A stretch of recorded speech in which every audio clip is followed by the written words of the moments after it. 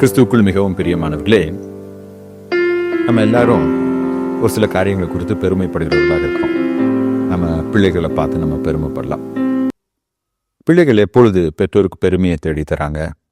நல்லா படிக்கும்போது, ஒரு படித்து முடிச்சுட்டு ஒரு வேலைக்கு போகும்போது, சபையிலும் சமுதாயத்திலும் அவங்க நல்லவங்க, எல்லாருக்கும் உதவிகரமாக இருக்கிறாங்கன்னு சொல்லி சாட்சி பெறும்போது, இல்லை அவங்க திருமணமாகி அவங்களுடைய திருமண வாழ்க்கை எல்லாராலையும் பாராட்டப்படும் போது பெற்றோர்கள் ரொம்ப சந்தோஷப்படுவாங்க. இது என்னுடைய பிள்ளை அப்படின்னு சொல்லி பெருமை பாராட்டுவாங்க.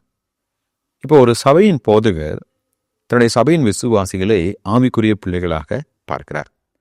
இப்போ சபை விசுவாசிகள் ஒரு போதகரை எப்படி பெருமை அப்போஸ்தலனாகிய பேரை பார்த்து இந்த 3 காரியங்கள் உங்களுக்குள்ளாக இருக்குமே என்றால் இயேசு கிறிஸ்துவின் நாளில் உங்களை குறித்து நான் பெருமைப்படுவேன் என்று கூறினார்.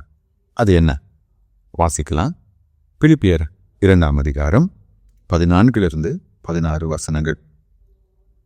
நான் வீணாக ஓடினதும் வீணாக பிரயாசப்பட்டதும் இல்லை என்கிற மகிழ்ச்சி கிறிஸ்துவின் நாளில் எனக்கு உண்டாயிருப்பதற்கு ஜீவ வசனத்தை பிடித்து கொண்டு உலகத்திலே சுடர்களைப் போல பிரகாசிக்கிற நீங்கள் கோணலும் மாறுபாடுமான சந்ததியின் நடுவிலே குற்றமற்றவர்களும் கபடற்றவர்களும் தேவனுடைய மாசற்ற பிள்ளைகளுமாய் இருக்கும்படிக்கு எல்லாவற்றையும் முறுமுறுப்பில்லாமலும் தர்க்கிப்பில்லாமலும் செய்யுங்கள். இப்போ பவுல் இந்த வசனங்களை தொடங்குறத பாருங்க.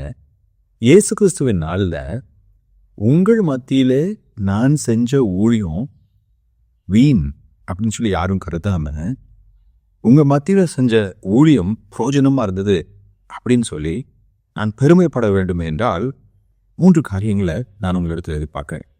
முதல் காரியம், இந்த உலகத்திலே நீங்கள் தேவனுடைய வார்த்தையை பற்றி கொண்டு வாழ வேண்டும்.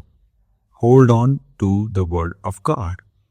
பவுல் சொல்றாரு, கடவுளுடைய வார்த்தையை நீங்கள் பிடிச்சுக்கோங்க. நேற்று தியானத்தில் நம்ம பார்த்தோம், நான் இருந்தாலும் இல்லாவிட்டாலும் நீங்கள் எப்போதும் கீழ்ப்படியணும் அப்படின்னு சொல்லி சொன்னார். அப்போ இந்த இடத்துல எதுக்கு கீழ்ப்படியணும் அப்படின்னு சொல்கிறார்? கடவுளுடைய வசனத்துக்கு கீழ்ப்படியணும். இப்போ ஒரு விசுவாசி ஒரு போதகருக்கு பெருமையை கொண்டு வர வேண்டும் என்றால் அல்டிமேட்டாக கடவுள், ஏன்னா அவர் தான் பிரதான மெய்ப்பராகிய இயேசு கிறிஸ்துவுக்கு ஒரு விசுவாசி பெருமை சேர்க்க வேண்டும் என்றால் இயேசு கிறிஸ்துவின் வார்த்தைகளை தன்னுடைய வாழ்க்கையிலே அவர்கள் கைக்கொள்ள வேண்டும். அதனால தான் சீஷர்களை பார்த்து இயேசு கிறிஸ்து சொன்னார், நீங்கள் என்னில் அன்பாக இருந்தால் என்னுடைய வார்த்தைகளை கைக்கொள்ளுங்கள். அப்போ தேவனுடைய ஆவிக்குரிய பாஷையில் கீழ்ப்படிதல் அன்பு ரெண்டும் எப்பொழுதும் ஒன்றா போகுது. சிலவங்க நான் ஆண்டவர் மேலே ரொம்ப அன்பு வச்சுருக்கிறேன்ப்பா அப்படின்னு சொல்லுவாங்க, ஆனால் கடவுளுடைய வார்த்தைக்கு கீழ்ப்படிய மாட்டாங்க.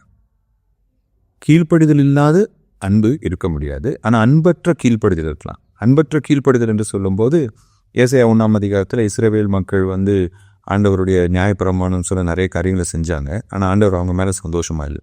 லூக்கா 18ஆம் அதிகாரத்தில் நான் உபவாசம் இருக்கிறேன், தசமபாவம் கொடுக்குறேன் அப்படின்னு சொல்லி ஒருத்தன் ஜெபம் பண்றான், ஆனால் அவனுடைய ஜெபத்திலே ஆண்டவர் பிரியப்படவில்லை. எனவே அன்பற்ற கீழ்ப்படுதல் இருக்கலாம், அது வெறும் கடமைக்காக செய்யப்படுகின்ற மத சம்பிரதாயங்கள். ஆனால் கீழ்ப்படுதல் இல்லாத அன்பில்லை. எந்த இடத்துல அன்பு இருக்கோ அங்கே கீழ்ப்படிதலும் இருக்கும். இப்போ பவுல் முதலாவது நீங்கள் கடவுளுடைய வார்த்தைக்கு நீங்கள் கீழ்ப்படிங்க என்று சொல்கிறார். இரண்டாவது, இந்த உலகத்திற்கு ஒளியாக இருங்கள். Light up your world. அது சொல்கிறார், இந்த உலகம் கோணலும் மாறுபாடுமான ஒரு உலகம். இந்த பதங்கள் பாவத்தை குறிப்பதற்காக. அது இன்னைக்கு நீங்கள் பார்த்தீங்கன்னா மனுஷன் புதுசாக பாவத்தை கண்டுபிடிச்சிட்டே இருக்கான். சபையிலும் சரி, சமுதாயத்திலும் சரி, எல்லா இடத்துலையுமே புதிய புதிய பாவங்கள் இப்படிலாம் யோசிக்கிறாங்க அப்படிங்கிற அளவுக்கு மக்கள் சீர்கெட்ட நிலையில் இருக்கிறாங்க.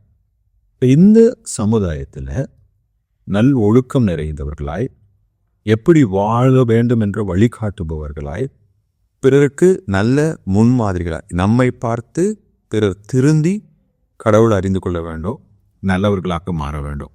அப்போ இந்த உலகத்துக்கு நம்ம ஒளியாக இருக்கணும்.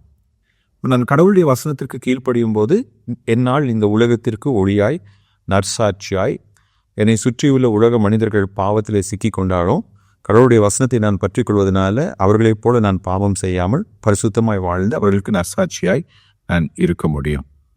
மூன்றாவதா, பி தேங்க்ஃபுல். நன்றி உள்ளவர்களாக இருக்கு. பவுல் சொல்றாரு, ஒன்றையும் முறுமுறுப்போடோ விசனத்தோடோ கட்டாயத்தினாலோ நீங்கள் செய்யாதீங்க. எல்லாவற்றையும் சந்தோஷமாக செய்ய கற்றுக்கோங்க. எங்கள் வேலை செய்கிற இடத்துல நீங்கள் செய்கிற வேலையை சந்தோஷமாக செய்யுங்க. அங்கே நிறைய வேலை பழு இருக்கும், கஷ்டம்தான். இன்றைய சமுதாயத்தில் பல மணி நேரம் நம்ம வேலை செய்ய வேண்டியதாக இருக்குது. நிறைய டார்கெட், அந்த டார்கெட்லாம் நம்ம மீட் பண்ண வேண்டியதாக இருக்குது. படிக்கிற இடத்துல உங்களுடைய கல்லூரி படிப்பை, உங்களுடைய பள்ளிக்கூடத்து படிப்பை சந்தோஷமாக செய்யுங்க. அதே போல் ஆவிக்குரிய காரியங்கள், திருச்சபையில் உங்களுக்கு ஒரு பொறுப்பு கொடுக்கப்படுது, இல்லை திருச்சபையில் போதகர் உங்களிடத்துல ஒரு சில ஆலோசனைகளை கொடுக்குறாரு, அதை சந்தோஷமாக ஏற்றுக்கொண்டு கடவுளுக்கு நன்றி உள்ளவர்களாய் எல்லாவற்றையும் சந்தோஷமாக செய்ய கற்றுக்கொள்ளுங்க. நன்றி உள்ளவங்களாங்க சந்தோஷமாக இருக்க. ஏன்னா இது ரெண்டுமே இன்னைக்கு மனிதர்கள் மத்தியில் மிகவும் குறைவாக காணப்படுகின்ற ஒரு அதிசயம். அப்போ பவுல் சொல்றாரு, போதகராகி என்ன எப்படி நீங்கள் பெருமைப்படுத்த முடியும்? 3 காரியங்கள். 1, கடவுளுடைய வார்த்தையை நீங்கள் கீழ்ப்படிந்து பின்பற்றுங்க.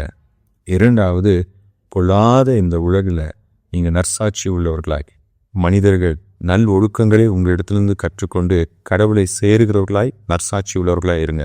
இந்த உலகத்திற்கு ஒளி வீசுங்க. 3வதா, நன்றி உள்ளவர்களாக இருங்க.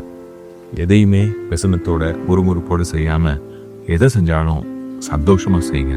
கடவுள் உங்களை ஆசீர்வதிப்பார் என்று பவுல் கூறுகிறார். தேவன் தாமே இந்த 3 பண்புகளை நாம் வளர்த்துக்கொள்ள கிருபை பாராட்டுவாராக. ஆமென்.